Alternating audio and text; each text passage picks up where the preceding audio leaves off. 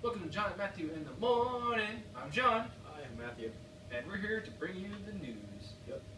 Our first story is about a new Firefly game coming from Fox and mobile developer.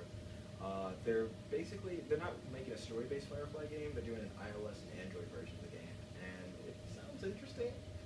The trailer was sort of sparse on information. It talks about like some trading stuff and like getting your ship and your crew and whatnot, but they didn't really talk that much about how the game actually works. I'm not that excited about it because Neither, honestly. this isn't exactly what I was hoping out of a Firefly game or anything new in that franchise, but I'm hopeful because it's more Firefly. It's more Firefly, which is great. There's obviously going to be a benefit because we'll probably get more of a story out of it. Yeah. However, most fans do want more of a second season, possibly, Yeah, or another yeah. movie. We're just saying that's what we want, not a game.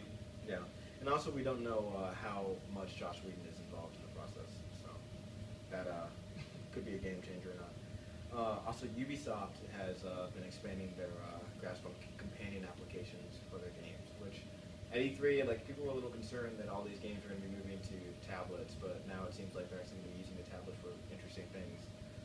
They were talking about how they were hoping that people would use the tablet games even if they don't own the original game. So someone who thinks the Division is cool but hasn't gone around to actually buying it can still play with people who have the Division.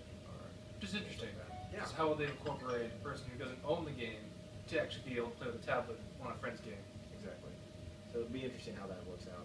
I'm looking forward to seeing where it goes as long as they're doing something innovative. Yes, indeed. Me too. Next section is what are we playing?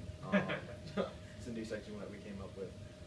I've been playing Deus Ex, and I've finally come to the conclusion that I do not like that game very much. Why not, Matthew? Tell me why. I think that the art style is sort of boring.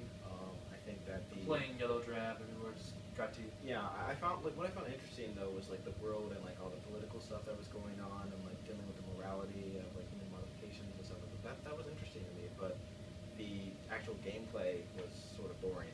I didn't enjoy the combat. I didn't like switching between like third-person shooter and first-person. It just wasn't for me. I gave it a good shake, but it just really wasn't for me. Would you say that the boss fights were what really put you off? I was annoyed by them. Once I found out how you're supposed to beat them, like it wasn't that bad. The problem with that game is that they teach you how to play the game, and then the boss fights are in no way like the actual game. So when you go up against a boss, you're not prepared to fight them. And most other games, they sort of teach you how to fight the boss based on what you're doing throughout the game. So like Mario, a lot of it's platforming. The bosses are based around some sort of platforming aspect or something, or you have to jump on their heads or something. You know what you're supposed to do because you've been playing the game. In Deus Ex, that's not true. So, just to clarify, since the bosses are completely different, did you know that they were made by different studios than the one that made Deus I heard about Ex? that. Yeah, I heard about that later. I understand that, and I guess it's reasonable, but I feel as though someone should have playtested that. Like, someone should have said this is not a good boss fight. And honestly, I think boss fights themselves are sort of an antiquated concept. Unless they're done well, like I don't understand why there has to be a boss fight and everything. Like I'm okay with playing through Gears of War and not hitting a boss fight and just sounds my phone. Okay. So, excluding the boss fights, though, would you say that it's still a good game, despite the fact that obviously the boss fights were broken and then I think they didn't there are good things in it. like trail to like cater to the actual like the as a whole. the upgrade system is interesting. The characters are interesting. The world is really interesting. The political stuff is cool. The sort of morality stuff is cool. The actual gameplay though, what you're doing minute to minute, like sneaking around and whatnot, switching between third person and first person, dealing with the boss fights, that sort of stuff wasn't really for me. If I wanted to play a stealth game, I'd play a Splinter Cell game. If I wanted to play an action game, I'd play Gears of War. Like this game doesn't do anything as far as gameplay perfectly right, and sort of led to me just sort of being done with it. The game I'm playing right now though, I just started The Witcher, like the original Witcher, and I'm really enjoying it. It's some hardcore fantasy made by an Eastern European developer, and it's pretty cool. Nicely Western European, I think. So, not sure. which country exactly? CD Projekt Red. I like. It's, Well, which country is it? Did you tell it's Western? No, I don't know the country. I don't know the country. Well, that makes a huge difference. doesn't it? Yeah, it's important. It's important. Yeah, if you say Eastern European, it generally means like wait. east of, like. Yeah. No, I'd say, it's like I guess Czech. No, you know, it's Poland. It's Eastern. Okay, Poland. Yes, It's Poland is Eastern definitely European. East Europe. I'm sorry. I just want to make sure I didn't. Yeah, want Poland to, is not West Europe. Yeah, I was like, by any means. For a second, I was like, where's this located? But yeah, it's Eastern European. It's a great game. No, I played The Witcher. I started The Witcher, honestly. What do you like the combat? The combat. Did you just think it's weird, essentially? At first, I thought the combat was weird, but then I got used to the combat and I found it was fun. And I'm interested in the story and like building like potions and whatnot and finding like different ways to kill the monster. And I dig it. I think it's an interesting world. I'm glad that the combat and the gameplay is actually good in comparison to what I was playing with Deus Ex, which was just sort of painful and a chore. Well, once we play Witcher 2, when you sort of give your overall statement about The Witcher, because Witcher 2 in essence is completely different from Witcher 1 in terms of gameplay, because apparently they fixed the combat. So we'll get your input on that once you play that one. Yeah, sounds like a plan.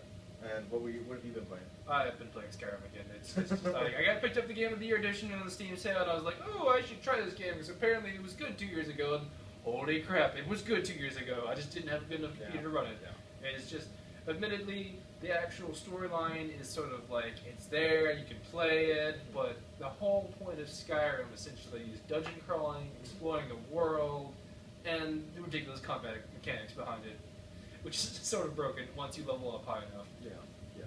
So, do you find yourself focusing on like side quests or like the main quest? It's sort of like whatever I feel like doing. Okay. I have absolutely no compelling reason to do the main quest, but I also have no compelling reason to do the side quests either, other than to get better items. Well, so if you have no compelling reason to do either quest, then like, what do you find yourself? It's just interesting exploring the world because Just it's like the so world, massive yeah. and so immersive, and like the general like feeling of it. It feels very much like you're a person and you are walking around in this world. Like that's what it feels like. No, I played the game on Xbox about 2 years ago, and what I found most interesting was like the side quest. Like, oh my god, that's on fire. We'll have to do something. Okay, so we solved the problem. Our light source there was burning, and that was We are bad. not professional. No, We are not professional. We're not. That was not a good thing. That was a bad thing. We're trying. We're trying. But Skyrim, I played it, and I was really interested in the Dark Brotherhood. Yes, I know I'm going to get to like different mage college, Dark Brotherhood, and quest eventually. However, I'm trying to explore it on as like I'm going to find these quest bases rather than just go like I know this is there, I'm going to do it kind of situation. Yeah. Because that's the whole point of the world is to go find them, not to just play with the set objective. Like I said, I feel I don't have any compulsion to actually finish the main quest or do these side quests until I Just to them have all. fun and mess Yeah. around the world. Yeah, Okay. it's very immersive in that sense. Okay, I can respect that. I understand. Our next topic is videos. Rooster Teeth just released their new series, RWBY, Yes. and I really enjoyed it. I haven't watched a lot of Rooster Teeth stuff since Red vs. Blue, like season 3, I think. That's a long time ago. It's been a while. They're on season 11 now. What do you think of RWBY? It's very interesting. It's a 3D animated adventure, essentially following 4 girls, red, white, black, and yellow. And it's Monty Owens is the animator, and it looks really amazing what he can do with it, and just like all the world he's creating and the different just the combat scenes are just spectacular. I mean, there's not much dialogue, but the combat really sells it on different actions. Basically, a little 12-year-old girl wielding a giant gun scythe, just going chopping things up and just I can dig it. There's a lot I can of dig action. it. Yeah, I enjoyed it a lot. I'm definitely going to watch more of it when I get a chance to. And our last topic is comic book reviews. We didn't finish up the review last time because we hadn't gotten the copy of All New X-Men yet. But I just read that, and it was amazing. Have you read it yet? I haven't read it yet. I'll Okay. get to read it soon. They're continuing, what happened last time in All New X-Men is Mystique decided that she wanted to purchase an island to do evil things on. Yes. And then the X-Men showed up. And the X-Men showed up, and then Lady Mastermind tricked Jean Grey into thinking turning into the Phoenix. They deal with the Phoenix Spark really quickly in a way that I think is not cheesy, but at the same time it solves the problem really quickly. It's like, wow, everyone's going to die, like the Phoenix. They solved that pretty quickly in the initial part of the book. But what I'm really enjoying about it is the character moments. These continue to be one of the most interesting group of X-Men that we're currently reading about. I used to love Wolverine and the X-Men, recently it's sort of been drawn down by other things happening in the book. Like the characters aren't the main focus; it's more about The story. the story and like dealing with all these like this new group of villains that they created. So that's not like the characters aren't the main focus anymore. And in all in X-Men, each issue is really focused on the kids and how they're dealing with the situations that they're in. And it's really funny too. Like the humor is still there. There's a sequence where Iceman actually throws a snowball at Thor, and it's really awkward but awesome at the same time. But I would definitely continue reading all new X-Men. At first I was a little reticent about the book, but now I'm completely enjoying it. It's a blast. But that's our show. Yep. Hopefully next time nothing catches on fire. Yep. We'll be more professional next time, hopefully. Yeah. All right. Bye.